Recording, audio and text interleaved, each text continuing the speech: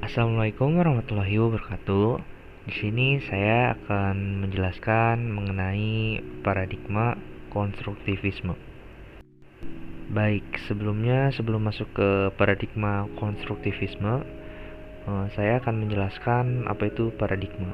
Jadi, paradigma adalah suatu cara pandang untuk memahami kompleksitas dunia nyata yang tertanam kuat dalam sosialisasi para penganut dan praktisinya, serta menunjukkan pada mereka apa yang penting, absah, dan masuk akal, atau bisa juga dikatakan sebagai kerangka berpikir yang digunakan oleh penelitian dalam memandang realitas suatu permasalahan dan teori atau ilmu pengetahuan. Selanjutnya, paradigma konstruktivisme. Paradigma konstruktivisme berbalikan dengan paradigma positivisme. Paradigma ini memandang ilmu pengetahuan atau kebenaran yang bersifat relatif, tidak hanya tunggal, tetapi bisa berubah tergantung interpretasi tiap individu maupun kelompok. Paradigma ini dimaknai sebagai antitesis dari paham yang meletakkan pengamatan dan objektivitas dalam menemukan suatu realitas atau ilmu pengetahuan. Dalam paradigma ini, tiap-tiap individu memiliki pengalaman yang berbeda atau dapat dikatakan unik, sehingga penelitian dengan strategi seperti ini menyarankan bahwa setiap cara yang diambil individu maupun kelompok dalam memandang dunia adalah valid, dan perlu adanya rasa menghargai atas pandangan tersebut. Selanjutnya adalah asumsi dasar. Yang pertama, ontologi. Berpandangan bahwa realitas merupakan konstruksi sosial. Pandangan terhadap suatu realitas biasanya bersifat relatif serta sesuai dengan konteks spesifik yang dinilai relevan oleh pelaku sosial. Oleh sebab itu, dapat dikatakan bahwa realitas berada dalam bentuk konstruksi mental yang beraneka ragam, berdasarkan pengalaman sosial, bersifat lokal dan spesifik, tergantung pada orang yang melakukannya.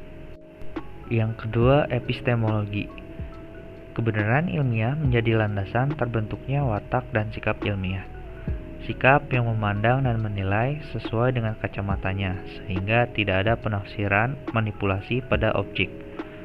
Produk hasil dari pembelajaran dengan apa yang dipelajari dalam mengungkap suatu kebenaran adalah paham konstruktivisme tentang realitas, biasanya bersifat subjektif dan transaksional, sehingga fenomena dan pola keilmuannya dapat dirumuskan dengan memperhatikan gejala hubungan yang terjadi di antara keduanya.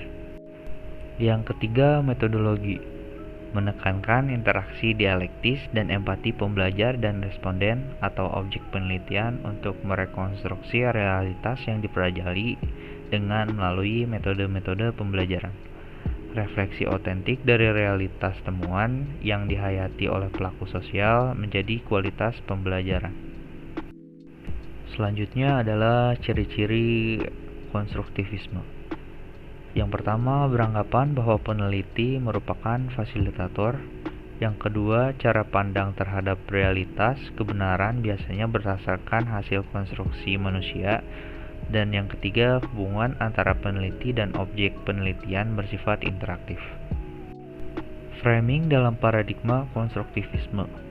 Framing menurut paradigma ini adalah proses penyeleksian dan penyorotan aspek-aspek khusus sebuah realita oleh media. Analisis framing mewakili tradisi yang mengedepankan pendekatan atau perspektif multidisipliner untuk menganalisis fenomena atau aktivitas komunikasi. Berikutnya adalah contoh kasus. Analisis framing berita COVID-19 pada edisi 2 Maret 2020 dalam portal media kompas.com dan tribunnews.com. Berdasarkan situs alexa.com, kedua portal berita tersebut memiliki jumlah pengunjung pembaca terbanyak di Indonesia. Peneliti juga memilih topik COVID-19 dikarenakan kasus ini berkaitan dengan jurnalisme kesehatan, di mana seorang jurnalis kesehatan harus efektif, akurat, seimbang dalam hal sumber informasi, konsisten, dan harus menghasilkan perubahan.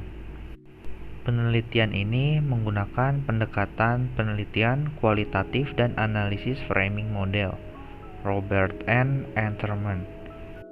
Penelitian ini bertujuan untuk mengetahui bagaimana framing yang dilakukan kedua media tersebut dalam pemberitaan kasus wabah COVID-19 di Indonesia. Yang pertama, framing dalam kompas.com, yaitu memberi kepercayaan pada pemerintah dan menenangkan masyarakat. Kompas.com dalam menampilkan berita terlihat lebih banyak mengambil sudut pandang pemerintah.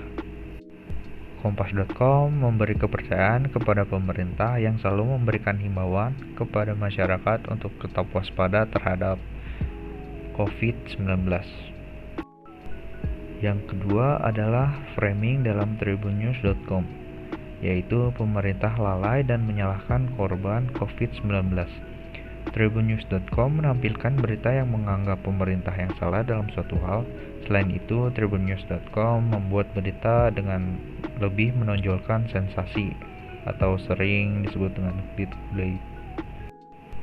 Kesimpulannya, hasil penelitian menunjukkan bahwa berita tribunnews.com tidak berempati terhadap pasien COVID-19 dan fakta yang diungkapkan kerap kali tidak akurat. Sementara berita kompas.com melihat persoalan COVID-19 dari sudut pandang pemerintah yang selalu memberikan himbauan kepada masyarakat. Berita kompas.com juga melakukan edukasi bagi pembacanya. Sekian yang saya dapat sampaikan. Mohon maaf bila terjadi banyak kesalahan dalam penyampaian video ini. Wassalamualaikum warahmatullahi wabarakatuh.